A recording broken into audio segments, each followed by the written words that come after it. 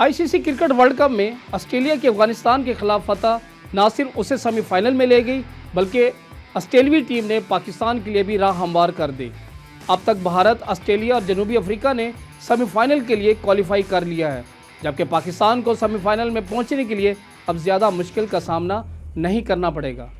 मुंबई के वानखेड़े स्टेडियम में Glenn Maxwell की इनिंग्स ने अफगानिस्तान की सेमीफाइनल में पहुंचने की उम्मीदों पर पानी फेर दिया।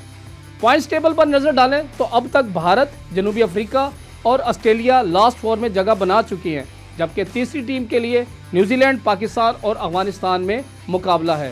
अफगानिस्तान का आखिरी मैच जनूबी अफ्रीका से है, लेकिन रन रेट में वो पाकिस्तान से बहुत पीछे है, यानी अब उसे आखिरी मैच सिर्फ जीतना नहीं बल्कि बड़े मार्जिन से जीतना होगा। पाकिस्तान कैसे सेमीफाइनल के लिए क्वालिफाई कर सकता है? पाकिस्तान का सेमीफाइनल में पहुंचने का दारोमदार न्यूजीलैंड और श्रीलंका के दरमियान मैच पर है।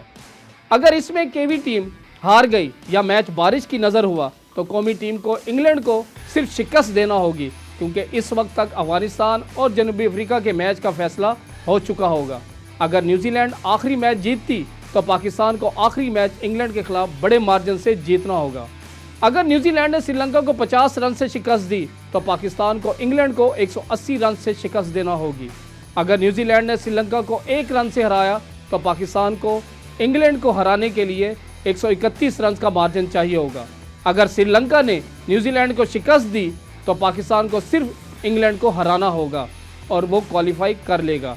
अगर ये मैच बारिश की वजह से ख़त्म हो जाता है तो पाकिस्तान को क्वालिफाई करने के लिए सिर्फ इंग्लैंड को शिकस्त देना होगी।